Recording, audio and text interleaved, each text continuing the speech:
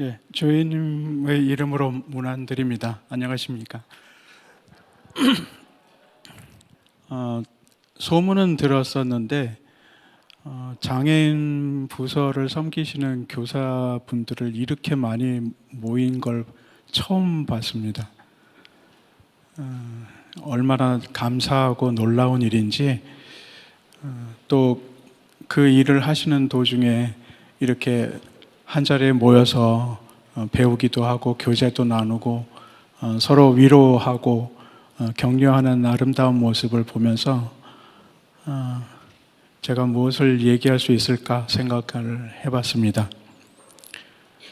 그래서 처음에 부탁을 받을 적에 생각했던 것처럼 무슨 정보를 놀라운 것을 전해드린다든지 또 감동스러운 얘기를 한다든지 하는 그런 것보다도 장애인의 한 사람으로 그 어려운, 그리고 누가 알아주지도 않는 그런 일들을 묵묵히 그 자리에 앉아서 하시는 그것에 대해서 제가 진심으로 감사하다는 말씀 하나만큼은 분명하게 전하고 돌아가겠다 생각을 했습니다. 오늘 주제가 영원한 위로와 회복이다. 주제를 그 서한석 목사님을 통해서 들었을 적에 사실 마음이 편하지는 않았어요. 저 역시 장애를 평생을 안고 살아가는 그런 마당인지라 주님께서 말씀을 통해서 위로하시기도 하고 회복하시기도 하시는 그런 경험을 적지 않이 합니다마는 아직도 마음이 삐뚤어진 게 있어서 그래봤자 어쩔 것인가. 사실 영원한 위로와 회복은 우리에게는 그럴 것이다 하는 미래의 소망인 것이고, 그걸 통해서 위로를 받기도 하지만 어차피 장애인들에게는, 거의 대부분의 장애인들에게는 결국은 예수님께서 다시 오셔서 이 세상을 하나님의 나라로 완성하실 때 이루어질 미완의 이야기입니다. 제 평생 그 어릴 때부터 얘기를 들었던 것 중에 제일 곤란하고 아멘하고 기쁘게 받아들일 수 없었던 것은 하나님도 무슨 뜻이 있겠거니, 그러니까 힘내고 열심히 살고 하나님 열심히 믿어라 하는 것이었어요. 실제로 저는 신대원을 졸업하고 목사 안수를 그렇게 간절하게 원하는 대로 받았지만은 1, 2년 후까지 제일 두려웠던 것이 전도하는 것이었습니다. 지금은 어떤지는 잘 모르겠으나 적어도 그 당시 30년, 40년 전에는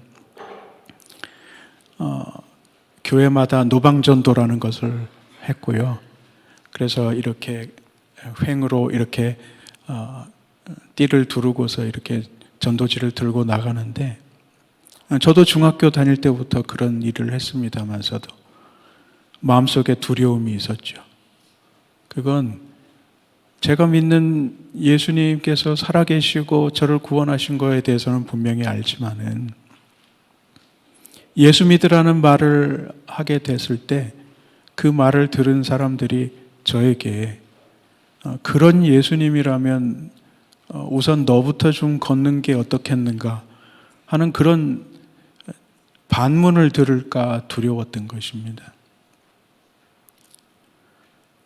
목사가 되고 나서도 전도하기가 두려우니 제 마음이 얼마나 불편했겠어요. 그래서 이거는 내가 어떻게든 해결해야 될 문제다라고 생각을 하고 노력을 하기 시작했습니다. 어떤 노력이냐면, 왜 내가 두려울까? 두려운 건 열등감 때문 아닐까? 열등감이 두렵다고 한다면 이 열등감을 어떻게 해결을 해야 되는 것인가 생각을 하는데, 그때 마침 몇 년 전에 제가 다니던 그 교회에 양은순 씨가 오셔서 열등감은 비교하는 데서 생긴다라는 그런 말씀을 하신 것을 기억을 하게 됐어요. 그래서 이렇게 생각을 나누기 시작했습니다. 그래, 내가 예수 믿으라고 하는 것에 대해서 반문을 너나 믿으라고, 너나 잘 되라고 얘기하는 그 반문을 듣는다고 할 적에 이 열등감을 어떻게 해석할까?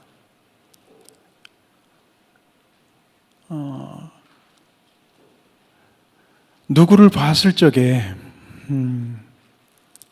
야, 저 사람 정말 멋진 사람이야.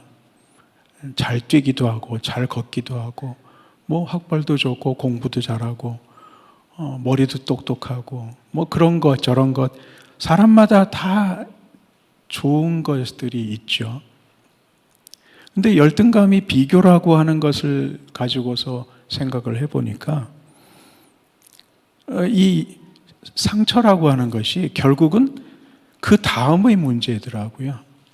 어떤 거냐면, 근데 너는 남이 좋은 걸 갖고 있다고 하는 것을 보는 것까지는 좋으나 그 좋은 것을 좋게 인정하지 않고 너는 그거 없잖아 라고 비교하는 데서 열등감이 상처로 남는 거라는 생각을 하게 됐어요.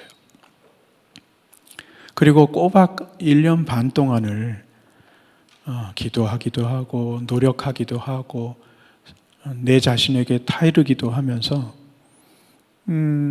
이 열등감의 문제를 해결을 해야 되겠다라고 생각하다가 마침내는 세상이 달라지는 것을 경험을 하게 됐죠. 그때 제가 중고등부 주일학교를 맡고 있었는데 교사가 17명 정도 됐죠. 굉장히 엄한 목사였어요. 찍소리도 못하게 다그치기도 하고 격려도 하고 했었는데 어느 날 갑자기 제가 장문의 편지를 교사들에게 써서 우송을 했습니다. 내가 그동안 이런 고민이 있었는데 이런 과정을 거쳐서 마침내 생각을 바꾸게 됐다. 이제 보니 나는 세상 중에 가장 미련하고 열등하고 몸도 온전하지 못한 사람으로 동정받아야 될 사람이 아니라 내 주변에 나의 모든 하나하나를 도울 사람들로 둘러싸여져 있다는 생각을 하게 됐다고 고백을 했죠. 그때 제가 크러치를 짚고 있었고요. 목발을 짚고 있었고 그러다 보니 교회 사무실은 1층에 있고 주일학교 예배당은 2층에 있는데 하다못해 뭔가 서류를 갖고 오라고 해도 제가 못해서 교사들에게 부탁을 하는데 조그만 교회에서 교사가 17명이나 되다 보니 이제 남는 인력들이 있죠. 저는 목사님 믿음이 부족해서 잘못, 그거 내 심부름이나 해.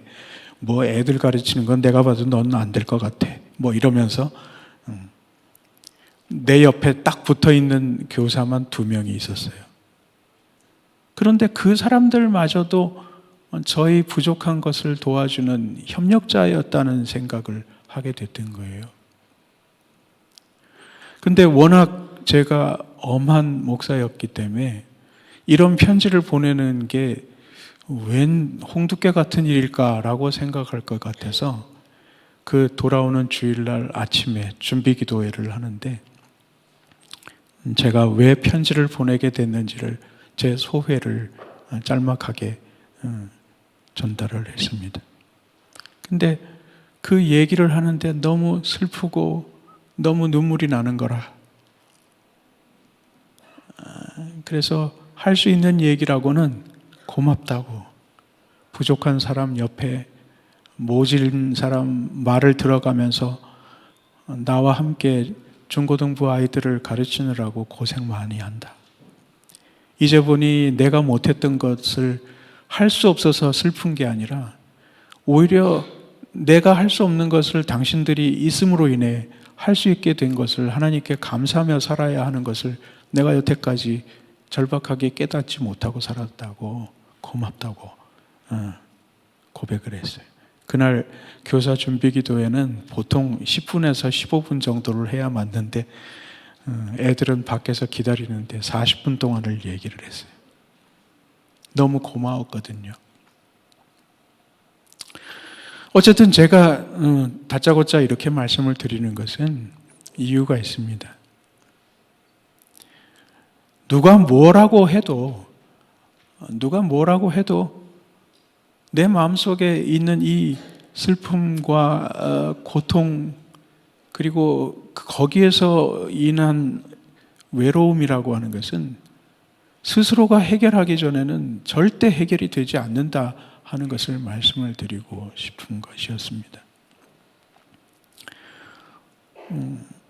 저는 부산에서 태어났습니다. 부산에서 모인 분들한테 얘기를 했더니 금방 알아듣더구만서도 저희 할아버지가 도선사였습니다. 일제시대 때 한국인으로서는 드물게 대형 어선, 화물선의 선장으로 지냈고, 그것 때문에 해방이 되면서 당신이 선장으로 있던 배에 권총으로 일본 사람들을 위협을 해서 태극기를 단 걸로 유명했던 분이었고요. 해군을 건군했던 손원일 씨하고 굉장히 가까워서 해방이 되고 해안경비대를 세울 적에 같이 해군에서 일을 해보자는 제안을 손원일 씨에게 받았을 적에 나는 상업적으로, 상선 쪽으로 나가겠다고 거절을 하고 그 길로 도선사가 되셨죠. 배를 항구의 밑바닥이 굴곡이 있으니까 대형 외국 선박이 들어오게 되면 조그만 파일럿선을 타고서 그 고를 따라서 걸리지 않게 인도하는 업종이다 보니 굉장히 드문 일이기도 하고, 그 말의 뜻은 굉장히 돈이 많이 버는 직업이었다고 말을 해야 되겠죠. 6.25 때는 돈을 가만히로 끌어 모았다고 얘기를 하니 집안이 괜찮았고, 제가 초등학교 4학년 때쯤 돼서 신문에 난 걸 봤는데 저희 집 할아버지 개인 소득이 동명목재라고 하는 그 당시로서는 수출왕이라고 불렸던 그분 다음의 소득을 올렸던 거로, 그러니까 집에 돈이 많아서 가족을 유난히 가까이 두기를 원했던 할머니 욕심하고 맞아떨어져서 제가 태어난 곳이 아미동, 지금도 행정센터에 가서 물어보니까 지금도 선교사 집이라고 하는 그 집이 사적으로 남아있다고 하는데, 그 집 건너편 적산집에서 6.25 때는 49명, 그리고 6.25가 끝난 다음에는 30명 정도가 그 적산집에서 살았습니다.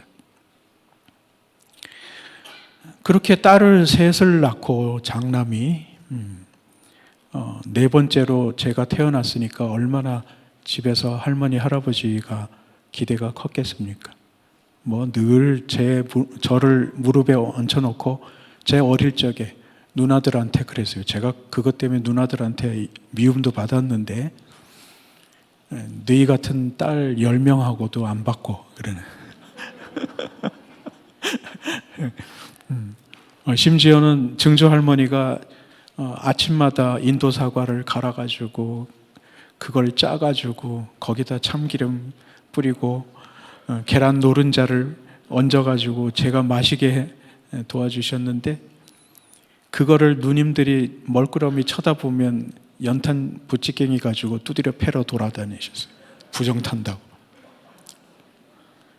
그러니 돌이 다가오니까 이제 말하자면 우리 집의 국경일이죠. 보름 전서부터 음식을 했다고 하니까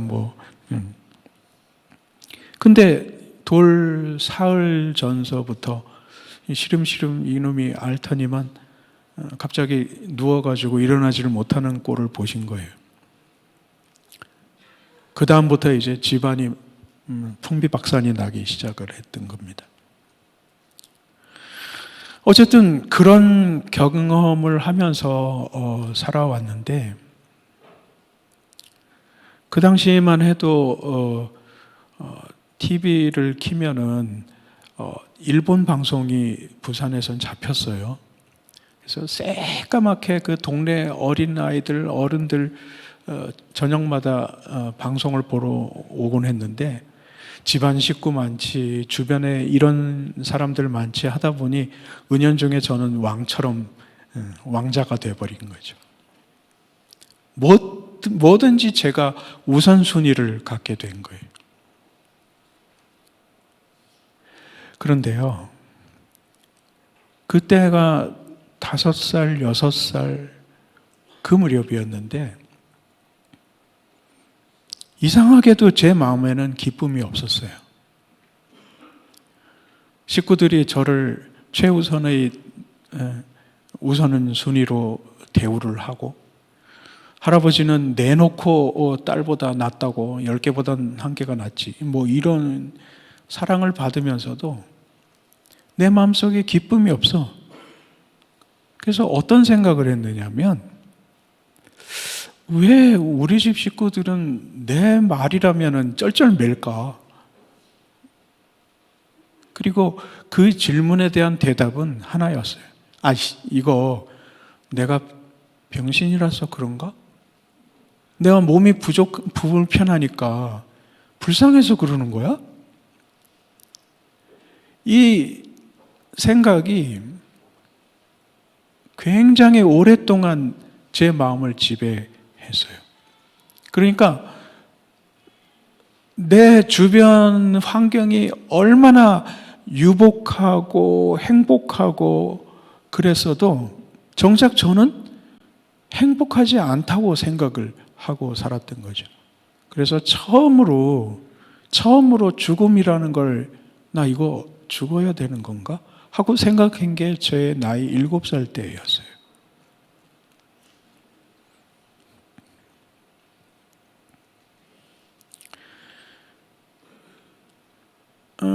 그렇게 생각을 하면서 정말 어머니한테 못된 소리도 많이 했죠. 엄마, 왜 그때는 아들이 아프다고 하니까 이것저것 볼 것 없이 할머니가 점을 보러 갔어요. 점을 보러 갔더니 이거 맞아들이긴 하지만 이거 분가해야 손주가 나을 것 같다 라고 말을 하니까 이것저것 볼 것도 없이 아미동에 살던 우리가 분가를 해가지고 보수동으로 이사를 갔는데, 그 보수동 그 집 바로 뒤에 산성교회를 다니시는 권사님이 살고 계시다가 어머니를 보고서 전도를 하신 거예요. 하나님 믿으면 아들이 나을 것 같다고. 어머니에게 있어서 예수님이나 하나님의 존재는 크게 그렇게 알고 싶은 존재는 아니었어요.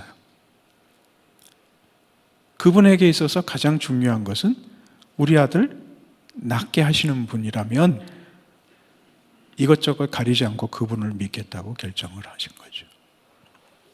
그리고서 할아버지가 제가 나자마자 오래 살라고 스님 한 분을 양아버지로 붙여주시고 동네 온천, 동네에다가 절을 하나 크게 지어서 제 이름으로 시주를 했는데, 그 집안에서 처음이자 유일하게 예수를 믿는 사람으로 변해버린 거예요. 그러니 맏며느리가 그 당시에 예수를 믿게 됐다는 게 전통적인 불교 집안에서 어떤 의미였는지 대강 짐작을 하시겠죠. 뭐 이런 거예요. 증조 할아버지 비석을 새로 세우려고 비석을 아주 비싼 걸 깎았는데 이상하게 광을 내고 이렇게 윤기가 나게 이렇게 닦다 보니 조그만 반점이 하나 있더라고. 이게 왜 이 부정타는 일이 생겼을까? 결론은 이 맏며느리가 예수 믿어서 그렇다고. 그러거나 말거나 어머니는 장독대를 넘어서 담을 넘어서 새벽 예배를 갔다 와. 그리고 새벽 예배를 다녀오신 다음에는 제 다리를 붙들고 눈물로 기도하셨어요. 그만하면은 어머니 사랑을 괜찮게 받은 거죠. 근데 그 어머니한테 제가 9살 때 무슨 말을 했느냐면, 엄마, 왜 나를 위해서 기도를 할 때마다 우냐고. 혹시 병신 아들 둔 게 서러워서 그러는 거야? 제가 이 얘기는 기억을 해뒀다가 제가 딸을 낳고서 어머니께 무릎 꿇고 사과를 했습니다. 자식 낳아보니까 그 마음을 알겠더라고요. 그러나 그런 사랑이 있음에도 불구하고, 그런 예수를 믿는 그 기회가 있음에도 불구하고 저한테는 외로움이라는 게 말도 못한 상황이었어요. 그러다가 집안이 완전히 망해버리고 아버지하고 저는 누나가 다니던 경희대학 근처의 하숙집으로 야반 도주를 했고, 그렇게 중학생이 되었는데, 중학생이 된 어느 날 교회에서 부흥 강사님 그때나 지금이나 지루하긴 마찬가지잖아요. 그러니까 중학생이 뭘 알겠어요. 이리 뒤척 저리 뒤척 하다가 성경을 뒤져보는데 우연히 이사야서 49장의 말씀을 보게 됐어요. 거기 무슨 말씀이 있는가 하면, 여인이 어떻게 자기 태에서 난 자식을 잊을 수가 있겠나. 혹시 그 여인이 자기 자식을 잊는 한이 있더라도 나는 너를 손바닥에 새겨 기억하겠다라는 말씀이었어요. 그리고 그 말씀에 거꾸로져서 꼬박 사흘을 울었어요. 그때 제가 하나님께 맹세한 기도가 있었어요. 하나님, 저는 예수 믿고 구원받겠다고, 천당 간다는 그 목적으로 당신을 믿지 않겠습니다. 당신이 계신 곳이라면 제가 지옥이라도 따라갈 겁니다. 이유는 하나죠. 부모마저도 잊을 수 있는 그 사랑이 하나님에게는 어떤 상황이든지 기억되리라고 하는, 내 마음을 이해해 주실 거라고 하는, 나의 외로움을 알고 계신다고 하는 그 사실 때문에. 사실 이제 앞으로 잠깐 후에 말씀드리겠습니다만, 장애인에게 가장 중요한 점은 난이 많이 어쩌고 그런 거 없어요. 하나님의 사랑, 하나님의 사랑이 네가 홀로라고 생각하는 그 순간에도 하나님은 너와 함께 계신다고 하는 것, 그것을 내 몸으로 보여주는 데 의의가 있다고 저는 생각해요. 여튼 저는 그렇게 해서 처음으로 예수님을 영접했고, 그리고 제 삶을 주님께 바치겠다고 서원했습니다. 제가 길게 말씀을 드리는 이유는 하나입니다. 장애, 고통, 그것은 결국 외로움이에요. 물론 이런 말씀을 드리는 것이 합당한 일인지는 잘 모르겠으나, 자신이 신체에 문제가 있고 혹은 정신에 문제가 있고 그래서 굉장히 고통스럽다는 것을 평생 모른 채로 사는 분들도 있어요. 정말 저는 그런 분들을 생각하면 정말 마음이 미어져요. 나는 그래도 머리라도 어떻게 좀 그런 대로 괜찮아서 고통이 뭐니 이런 얘기를 고급스럽게 하니까 그렇다고 치고 그것조차도 표현이 안 돼서 그저 정말 사람답게 사는 것일까 하고 질문할 수밖에 없는 모습으로 존재하는 장애인들은 도대체 어떻게 해야 되는 걸까? 어쨌든 간에 장애는 곧 고통이고 고통은 곧 그에게 외롭다고 하는 생각을 가져다 줍니다. 그건 세상과의 단절을 얘기하는 거죠. 고통이 지나치게 되면요, 스스로를 세상과 차단하는 특징이 있죠. 그래서 아유 하나님께 감사하지 뭐 그런 얘기 들으면 성질이 나요. 그러면 네가 해보든지. 저에게도 그런 사람들이 많아요. 아이고 목사님 정말 존경스럽다고 그렇게 불편하신데도 불구하고 뭐 그러면 그렇게 좋아 보이면 당신이 하든가. 저는 지금이라도 기쁘게 이 고통스러운 상황을 양도해 드릴 마음이 있어요. 그러니 때때로 성경 말씀처럼 이게 대체 누구 때문에 무엇 때문에 생긴 일입니까? 라고 하는 성경 구절을 보면요, 지금도 마음이 그렇게 편치만은 않아요. 그리고 은연히 그 고통당하는 그 장애인 앞에 서서 그의 마음을 헤아리시는 주님의 사랑을 깨닫게 되죠. 그분 외에는 어느 누구도, 심지어 부모조차도 도대체 무엇 때문에? 라고 하는 질문에서 벗어날 수가 없어요. 왜 내 새끼가, 왜 내 이웃이, 왜 내 남편이, 왜 내 부인이, 왜 내 아는 사람이?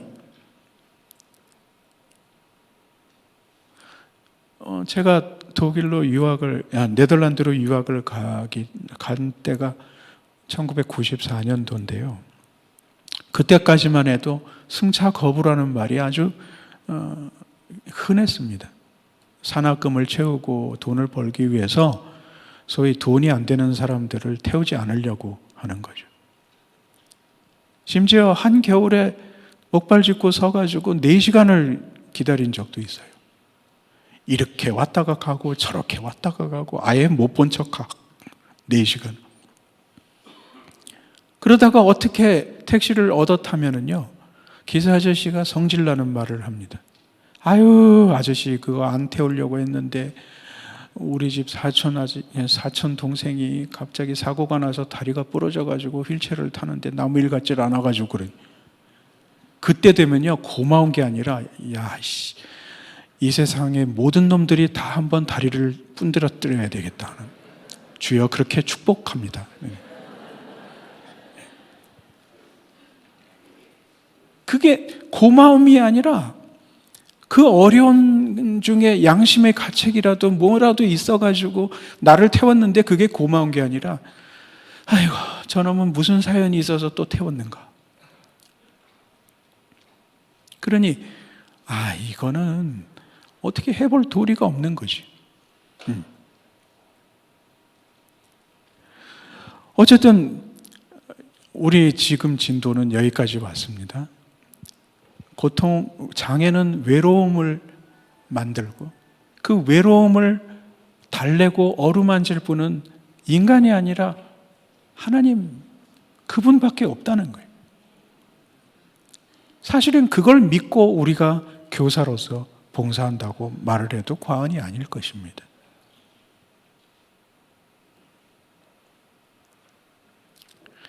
물론 감정으로 보면 장애인을 보게 되면 동정하는 마음이 안 생길 수는 없어요. 지금은 70을 바라보는 나이가 되었기 때문에 동정도 기꺼이 받겠다라는 쪽으로 마음이 너그러워졌지만은 젊은 시절에는 동정을 받아들이기가 쉽지 않았어요. 내가 불쌍하다 이 말이지 불쌍하지. 근데 불쌍하다는 사실을 제가 인정하고 싶지 않은 걸 어떻게 합니까? 그러니 여러분들께서 각자 섬기는 교회로 가셔서 장애인을 대할 적에 아이고 저렇게 이쁜 것이 어쩌다 장애를 그런 마음이 생길 수 있어요. 또 우리나라 사람들은 좀 정직하고 직선적이잖아요. 또 당사자한테 얘기합니다. 내가 동정을 하고 싶지는 않으나 마음이 그런데 우리 예수님 믿자. 예수님은 너를 마음속 깊이 사랑하셔서 네 외로움과 고통을 받아주신 위로해 주. 하나님 밖에는 너를 사실은요 그 말도 듣기 싫어요. 왜 내가 와가지고 이런 소리를 들어야 하는가? 저같이 못되고 자존심 상한 사람, 강한 사람이나 그런 얘기를 듣는지는 모르겠으나 어쨌든 그렇습니다. 그러니 예수님의 사랑밖에 없다. 그분밖에는 이 사람의 아픔과 외로움을 만져줄 분이 없다는 것을 굳이 얘기할 필요가 없지 싶어요. 그럼 어떡하라는 거야? 저는 이렇게 말씀드리고 싶어요. 그냥 옆에 있으라고. 옆에 있으라고. 제가 초등학교 2학년 때 수술을 받으려고 시도를 한 적이 있었습니다. 그때 그 수술을 받으려고 했던 병원이 세브란스 병원이었어요, 서울에. 그러니까 부산에서 서울로 올라와서 그 재활원에 기숙을 하면서 거의 결과적으로는 1년 반 정도를 수술을 기다리다가 결과적으로는 못 받았는데 어쨌든 거기서 제가 깨달은 이거 어떻게 해야 되는 걸까? 부모님들은 부산에 계시고 저는 그냥 그 당시로서는 정말 비싼 한 달에 10,000원씩을 내면서 거기서 기숙을 하며 수술을 기다리는데 부자 아니면은 가능한 액수는 아니었습니다. 근데 아프다고 하면은 간호사 언니가 와가지고 약 하나 던져주고 주사 하나 꾹 찔러주고 가는데 그게 그렇게 서럽더라고요. 정말 내가 여기 아프다고 해봤자 이 아픈 거를 아프다고 말을 해봐야 아프다고 하는 거를 심각하게 받아들이는 사람은 아무도 없구나 하고 그 다음부터는 아프다는 말을 안 하게 됐어요. 지금도 제 스스로 생각할 적에 아픔에 관한 하는 참을성은 정말 아마 세계에서 손에 꼽히지 않을까 생각을 해요. 끙끙거리면서도 아프다고 얘기 안 합니다. 그런 사람 앞에 어느 선생님이 선의를 가지고 왔다고 한들 그분이 예수님만은 네 외로움을 어쩌고 그런 얘기가 귀에 들어오겠습니까? 안 들어와요. 지금도 제가 생각하는 기억은 그때 이제 학교는 다녀야 되고 공부는 해야 되니까 연세대에서 교사 과목을 이수하는 그런 분들이 5분 정도가 오셔서 학교 수업을 대신해 주셨는데 거기에 또 자존심 상한 굉장히 강한 누나가 하나 있었는데 그 누나는 저하고는 또 다르게 픽픽거리고 그냥 쏘아대고 그러는 좀 성깔이 예민한 누나였어요. 그 누나가 이제 자기가 볼 적에는 굉장히 뭐라고 할까?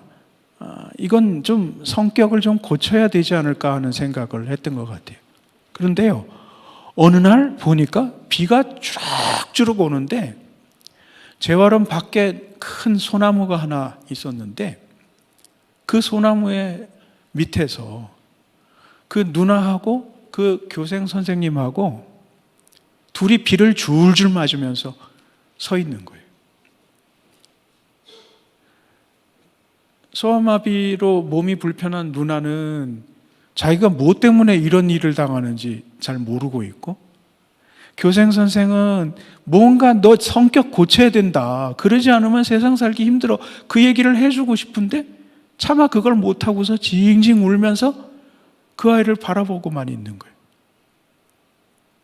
그렇게 1시간이 넘게 비를 맞으면서 같이 서 있는 것을 제가 보았습니다. 그게 지금도 제게는 기억에 깊이 남아있는 장면이에요. 말씀을 드리자면은, 장애인에게 있어서 예수님의 사랑은 말로 설명이 되는 것이 아니라 먼저 하나님을 믿고 예수를 믿는, 예수님을 사랑을 체험한 사람이 그 옆에 있음으로 인해서 깨닫게 된다는 거예요. 아, 예수님의 사랑이라는 것이 이런 거구나. 성경이 왜 하나님의 사랑을 부모의 사랑에 빗대서 얘기를 자주 하는가? 그건 하나님이 무슨 계획을, 섭리를 그걸 떠나서 사랑의 본질을 부모를 통해서 보게 하겠다는 것이겠죠. 그죠? 우리가 교사로서 장애 아동, 장애 학생으로서 대하게 됐을 적에 가장 중요한 것은 기도하는 것이고 사랑을 전하는 것이고 가르치는 것이겠지만, 그 모든 것을 가능케 그 사람의 마음속에 전달하는 가장 좋은 방법은 함께 있어주는 것이에요. 함께 있어주는 것. 말하지 않아도 압니다. 내가 몸이 불편한데도 불구하고, 그래서 교회에서 재밌는 행사를 하는데도 불구하고 깔깔거리고 웃고 뛰고 무슨 운동회니 뭐니 친목회니 뭐니 하는데 자기도 즐기는 시간이 필요한데도 불구하고 굳이 내 옆에 앉아서 나를 돌보려고 하고 내게 불편한 것이 없는가 하고 눈여겨보고 있다는 것을 장애인 자신도 알아요. 느껴요. 그게 사랑 아닌가요? 난 너를 사랑해. 먹을 것도 줄 수 있고 챙겨줄 수도 있고 카드를 써서 줄 수도 있어요. 어떤 방법으로도 예수님의 사랑을, 내 마음에 다가오신 예수님의 사랑을 그에게도 전할 수 있겠죠. 그러나 더 중요한 것은 방법의 문제예요. 방법. 내가 그와 함께 있습니다. 끝까지 나와 함께하는 그 선생님의 모습을 보면서, 아, 이 사람에게 있어서 내가 우선순위고 그것이 가능한 이유가 저 선생님의 마음속에 있는 예수님의 사랑 때문이라는 걸 은연중에 느끼게 되죠. 예수님의 사랑은 그와 같이 흘러갑니다. 말로 전달이 되는 것이 아니라 삶으로, 행동으로, 태도로 흘러가는 것입니다. 그래서 흔하게 우리 사회에 사랑은 내리사랑이라고 말을 하지 않습니까? 주님께서 우리가 예수를 누군지도 모르던 시절에 먼저 우리를 택하시고 사랑하시고 부르셨어요. 그리고 그의 힘으로는, 그의 능력으로는 도저히 어떻게 될 것 같지 않으니 당신의 친히 십자가에 달려서 우리를 위해 대신 죽으셨어요. 그리고 그 사랑을 끊임없이 전달을 하시는데 마치 예수 믿겠다고 한 것이 그 사람 자신의 결정이고 선택인 것처럼 아무 얘기도 하지 않고 잘했다라고만 얘기하시고,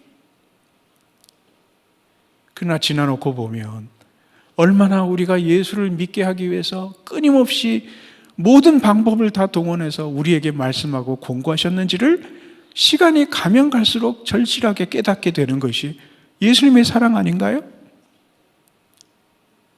문제는 그 사랑을 깨닫기까지 예수님은 우리 곁에 성령을 통해 함께 계신다는 사실이겠죠. 그러니 우리는 그 곁에 함께 있는 것이 사랑의 시작이요 사랑의 마지막이라는 사실을 분명하게 기억해야 될 줄 압니다. 오늘 말씀을 이제 생각을 해보려고 해요. 오늘 말씀은 데살로니가전서 2장 16절 17절의 말씀이죠. 여러분들 유인물에도 나와 있는데 우리 한 목소리로 함께 읽어보도록 하겠습니다. 데살로니가 후서 2장 16절 17절의 말씀입니다. 함께 읽겠습니다. 시작.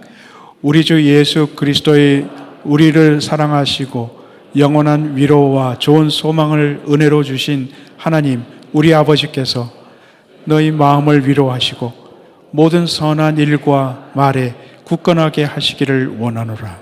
아멘. 데살로니가 후서는요, 데살로니가 전서와 함께 어떤 게 더 먼저인가 하는 논란이 신학적인 면에서 있긴 하지만은 어쨌든 결론은 굉장히 어쩌면 복음서보다 더 먼저 쓰여진 게 아닐까 하는 얘기가 있을 정도로 기독교 교회에서 초기에 쓰여졌던 이야기입니다. 그리고 그 이야기가 바로 사도 바울에 의해서 쓰여졌다고 짐작을 하죠. 그리고 데살로니가 전서와 후서가 두드러지게 강조하고 있는 것은 예수님의 재림입니다. 예수께서 다시 오셔야만 하겠다 하는 거예요. 그 말의 뜻은 그만큼이나 사도 바울이 혹은 초대교회의 교인들이 사는 환경이 척박했을 거라는 것을 암시하기도 합니다. 그것을 다 얘기할 수는 없지만 어쨌든 2장 16절, 17절을 천천히 읽어보면은 특징을 깨닫게 되죠. 어떤 특징이요? 이게 뭔가 하는 거예요. 주어를 한번 찾아볼까요? 우리 주 예수 그리스도와 우리를 사랑하시고 영원한 위로와 좋은 소망을 은혜로 주신 하나님 우리 아버지께서 형용사들을 다 빼고 나면은요 16절에서 얘기하는 주된 단어는 예수와 아버지 하나님입니다. 그죠? 그리고 17절을 읽어보면 너희 마음을 위로하시고 모든 선한 일과 말에 굳건하게 하시기를 원하노라. 이것은 분명히 성령께서 우리 마음속에 와서 하시는 일입니다. 말하자면은 삼위일체 하나님께서 다 등장하십니다. 매우 중요한 일이라는 걸 얘기해요. 오늘의 말씀은 권면이기도 하고 기도이기도 합니다. 그래서 데살로니가 후서를 읽는 독자들에게 무언가를 얘기하려고 해요. 삼위일체 하나님께서 너희들에게 뭔가를 해주기를 바라. 간절하게 권하기도 하고 그걸 기도하기도 해요. 어떤 거를? 모든 선한 일과 말에 굳건하게 하시기를 원한다. 너희들 사는 거 쉽지 않아. 그거 알아.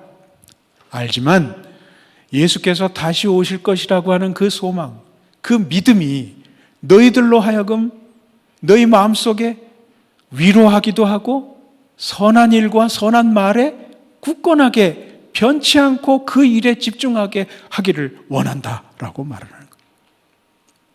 결국 이걸 요약을 하면 뭐가 되죠? 소망이 우리의 삶에 있어서 행동과 말을 변함없게 굳건하게 지키는 힘이 될 거라고 하는 거예요. 예수께서 다시 오신다고 하는 그 사실이 우리로 하여금 선한 일에 있어서 지치지 않게 행동하게 하고 바른 선한 말에 그침이 없게 한다 하는 거예요. 언행을 근원을 믿음에 두고 있다는 거예요. 소망에 두고 있다 하는 것이에요. 그러나 우리가 나아가서 묵상을 해야 되는 것이 있습니다. 소망은 실제적인 힘이라고는 하지만 그러나 분명한 것은 동시에 미래에 이루어질 일이기도 해요. 그렇죠? 그래서 소망이라고 하는 것이죠. 그 말의 뜻은 뭐예요? 이 세상에 우리가 사는 동안에 우리 눈에 완전히 이루어지지 않을 것일 수 있다는 걸 암시합니다. 우리는 이것을 우리 믿음의 한계를 인정하는 것이라고 표현할 수도 있겠어요. 무슨 말인가 하면은 우리가 선한 일을 하잖아요. 우리가 그 일을 위해서 기도하잖아요. 헌신하잖아요. 그러면 뭔가 나아지는 게 있기를 기대할 수밖에 없습니다. 그죠? 야, 저 녀석이 내가 저번 주에 성경 말씀 가르칠 적에 뭔가 아는 척 했는데 보니까 조금 나아진 것 같아. 이게 가르치는 사람에게 있어서 굉장히 큰 위로고 격려가 되죠. 근데 대부분의 장애인들은요, 그런 진보라고 하는 게 드러나지 않습니다. 특히 정신지체 장애 학생들은요, 그럴 리가 없죠. 그럴 적에 사람인지라 우리는 실망하게 돼요. 야, 이건 정말 밑빠진 독에 물 붓기지. 다른 부서 교사들은 말이야, 몇 년 전에 가르친 제자가 찾아와가지고 덕분에 믿게 됐다고, 덕분에 잘 되게 됐다고, 기도 덕분에 정말 감사한다고, 뭐 선물도 사온다고 그러는데 이놈의 새끼들은 몇 년을 가르쳐도 나아진 게 없어. 맨날 그 타령이야. 곤란하죠, 그죠? 뭐 또 교사들끼리 모여가지고 교사대학 할 적에 또 그러잖아요. 간증도 합니다. 제가 그 망나니 같은 새끼 그거 선생이라고 해가지고 저걸 가르쳤더니 글쎄 하나님이 저 아이를 변화시켜가지고 말이지 아주 교회 일꾼같이 생겼. 근데 나는 뭐야? 맨날 뭐 오줌 누는 거 도와주기나 하고 했던 소리 또 하고 뭐라고? 성질이는. 애가 변하기는 그냥 내가 수양을 해야 될 판이야. 그러니까 사람들 앞에 자랑스럽게 뭔가를 얘기를 할 게 없어. 이게 남는 장사가 아닌 거죠. 그래서 어떤 분들은, 지금 여기 있는 분들은 설마 그러지 않겠습니다만, 목사님한테 가가지고 내려놓겠습니다. 뭘 내려놔, 내려놓기는. 제 부서를 좀 옮겨주십시오. 버닝 아웃이 됐다고. 뭐 그거 대부분의 사람들이 경험하는 일이기도 해요. 뭐 이런 말을 하면 참 못됐긴 합니다만은 장애인 부서 교사를 해가지고 뭐 안수집사 되고 장로 되는 길은 별로 보이지 않아요. 잘하시네? 그럼 계속 하시고 평생 붙박이. 그러니까 이 구덩이에 한 번 들어오면 개미지옥이야. 잘하니까 더 해야 돼. 못하니까 잘할 때까지 해야 돼. 이런 상황이 되니 우리 스스로에게 프라이드라는 게 있겠어요? 같은 동료, 다른 부서에서 일을 하는 동료들한테 뭐 얘기할 것도 없어. 나 어제 화장실에 가가지고 오줌 누는 거 도와주다가 오줌 튀겼어. 그런 거밖에 뭐 얘기할 게 뭐가 있겠는가 말이에요. 그러나 아까 설교 시간에도 목사님께서 말씀하신 것처럼 선한 일에는 반드시 대가가 있습니다. 그건 학생에게서 오는 것이 아닐 수 있어요. 어쩌면 더 중요한 것이 있습니다. 제가 신대원을 다닌 이후로 지금까지 잊지 않고 있는 라틴어 격언이 있어요. 막 그 라틴어 얘기하면 제가 라틴어 한다고 자랑하는 것 같고 이런 거 있어요. 선행을 한 사람에게 있어서 가장 큰 상급은 착한 일을 할 수 있는 그 시간에 그 일을 했다는 것 그 자체다 하는 거예요. 무슨 말인지 아시겠어요? 사람은 사람인지라 착한 일을 하고 뭔가를 바래요. 내가 이 정도 굳은 일을 했으면 내 인생이라도 좀 펴야 되는 거 아닌가? 응? 내 될 때까지 잘하면 더 잘해야 되고 뭐 그런 거 아니겠어요? 그런데요, 하나님은 이미 그 사람에게 상급을 주셨어요. 어떤 상급? 착한 일을 할 수 있을 그때 착한 일을 하는 그 일을 할 수 있게 했다는 거예요. 그게 왜 상급이에요? 상급이죠. 그게 무엇 때문에? 착한 일은요, 하나님의 성품을 닮아가는 것이기 때문에 그래요. 우리 인간은 하나님의 형상으로 창조받았지만, 그러나 우리 조상 아담과 하와의 범죄 이후로 모든 것이 하나님 앞에 하는 짓마다 미움거리가 됐어요. 그럼에도 불구하고 예수를 믿는 사람들은 성령을 통해 거듭나게 되고, 거듭나서 하나님의 말씀이 그 마음속에 심긴 바 되어 그 말씀의 열매를 맺기 위하여 삶의 행동이 달라집니다. 거기에서 선행이 드러나기 시작하는 거예요.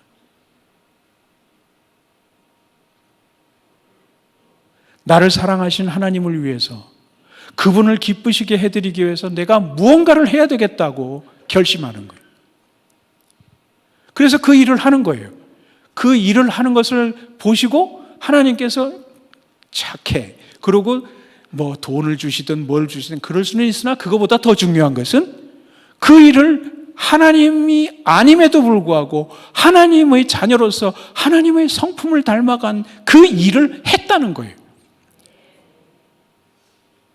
하나님에게 있어서 가장 큰 관심사는, 하나님의 자녀를 향한 가장 큰 관심사는 저놈이 내가 뿌린 예수라고 하는 믿음의 씨앗을, 뿌리를 내려가면서 나 닮은 성품을 행사하고 살아가는가 하는 거예요. 이건 굉장히 중요합니다. 우리는 전통적으로 착한 행위를 하면 하나님께서 무언가 이 세상에서 보상을 해주실 거라고 하는 믿음의 전부라고 생각합니다. 그러나 그보다 더 중요한 것이 있어요. 하나님은 사랑의 심으로 사랑에 근거한 무엇인가를 우리가 한다면 그것이 하나님의 성품에 동참하는 것입니다. 그거보다 큰 영광은 없습니다. 우리 같은 만물의 찌꺼기 같은 존재들이 감히 하나님을 닮은 행동이라도 할 수 있다는 것이 얼마나 놀라운 일입니까? 살아가면서 가장 깊이 느끼는 것은 우리 인간이 얼마나 못됐는가 하는 거예요. 세상에서 들려오는 뉴스들을 보면요, 세상이 악하기는 이렇게 악할 수가 있는가 생각할 정도예요. 그런데도 불구하고 우리는 감히 하나님을 보이지 않음에도 불구하고 보인다고 믿고, 믿는 그분이 나를 구원하셨다고 고백하고, 그분이 살아가셨다고, 그분이 보여주셨던 그 모습을 따라서 닮아가려고 행동합니다. 이보다 놀라운 이적이 어디 있어요? 그리고 그 선한 행위가 어떤 보상은커녕 보람도 없을 만한 그 낮아진 그 자리에서 우리를 통해서 행해져요. 그 아이들이 우리에게 고맙다고 뽀뽀를 해줄 겁니까? 아니면은 뭐 고맙다고 무슨 선물이라도 갖다 주겠습니까? 아예 애들은 몰라도 그렇지 부모들은 좀 어떻게 선물이라도 연말에, 그것도 뭐 주면 고맙고 안 주면 할 수 없지 뭐. 그런데 하나님은 우리 주님께서 나를 구원하신 것도 이런 사랑이었음을 깨닫고,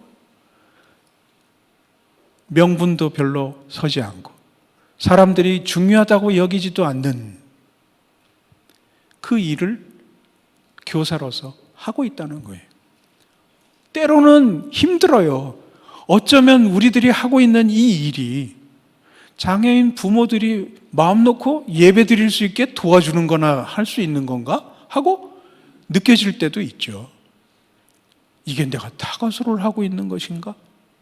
그러다가 애가 뭔가 넘어지기라도 하면 마치 내가 잘못한 것처럼 부모 앞에서 쩔쩔매야 되는, 가당치도 않는 일 아닌가요? 그러나 그럼에도 불구하고 우리는 이 사실을 알아야 돼요. 우리는 하나님의 성품에 지금 동참하는 일을 하고 있다는 거예요. 세상에서 가장 낮고 가장 보잘것없고 볼품없는 그들을 예수의 이름으로 섬기고 있다는 그 사실. 그거보다 더 영광도 없고 그거보다 더 큰 상급은 없다는 사실을 우리는 인정해야 합니다. 어쨌든 두서없이 말씀을 드렸습니다마는 제가 이 말씀을 하나 소개를 하고 마치려고 합니다. 마태복음 25장 31절부터 말씀입니다.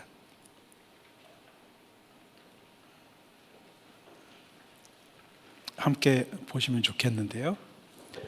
마태복음 25장 31절부터 40절까지 말씀입니다.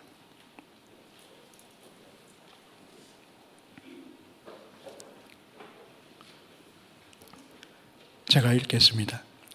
인자가 자기 영광으로 모든 천사와 함께 올 때 자기 영광의 보좌에 앉으리니 모든 민족을 그 앞에 모으고 각각 구분하기를 목자가 양과 염소를 구분하는 것과 같이 하여 양은 그 오른편에 염소는 외편에 두리라.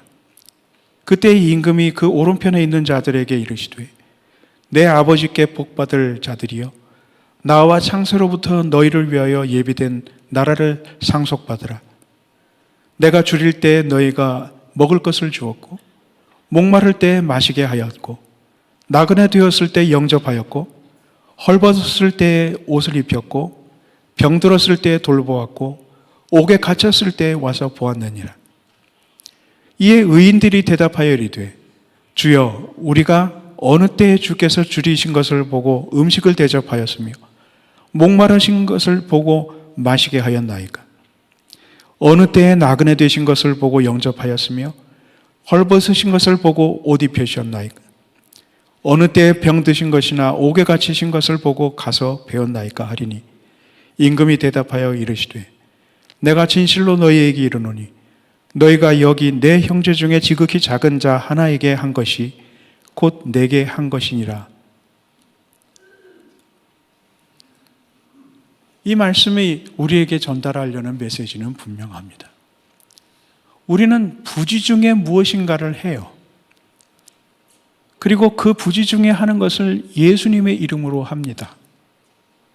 하나님께서는 그것을 유심히 지켜보고 계신다는 거예요.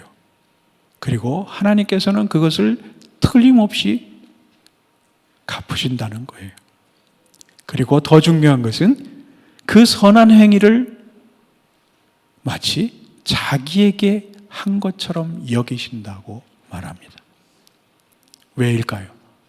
하나님은 병든 자와 눌린 자와 억울한 자의 하나님이시기 때문에 그렇습니다.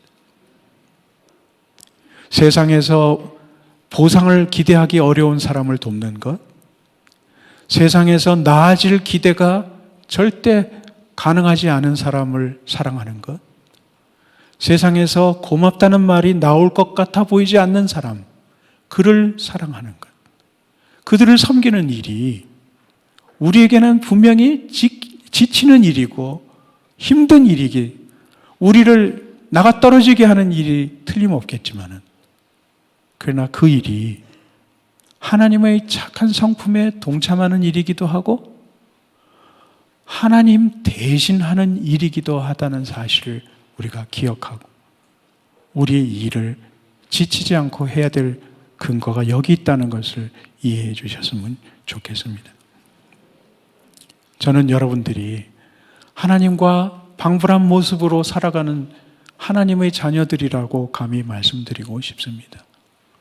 여러분들이 대하는 장애 아동들이, 장애인들이 비록 여러분들에게 고마움을 모르고 가르치는 대로 성장하지 못할지라도 끊임없이 지치지 않고 하나님께 힘을 공급받아서 그분의 성품에 동참하고 그분을 대신해서 이 세상에 어렵고 힘든 사람들, 아무도 돌아보지 않는 낮은 사람들을 하나님 대신 섬기는 일에 지치지 않으시기를 축복합니다. 사랑하는 여러분, 처음의 말씀으로 다시 돌아갑니다. 기왕 여러분들이 섬기는 양반들은 여러분들에게 잘 그런 말을 안 하니까 제가 장애인의 대표는 아니지만 대신해서 말씀드립니다. 선생님, 정말 고맙습니다. 여러분들의 수고 때문에 잠깐 동안이라도 장애를 입은 아이들이 하나님의 사랑을 눈으로 봅니다. 여러분들의 마음이 힘들고 지치고 외롭고 정말 당장이라도 그만둘 만큼 외로울지라도 하나님께서는 여러분들의 수고와 헌신을 기쁨으로 지켜보고 계시고 어떻게든 여러분들에게 가장 좋은 것으로 갚아주시려고 작정하신 것을 대신해서 말씀드립니다. 부디 그냥 아까는 농담처럼 말씀드렸지만 잘하는 일 계속 잘하시고 다른 부서로 가지 마시고 또 담임 목사님한테 가가지고 투정하지 마시고 묵묵히 그 자리에서 섬기시면 하나님께서 여러분들과 함께 하시며 다함이 없는 하늘의 위로로 여러분들을 격려해 주실 것을 믿습니다. 정말 고맙습니다.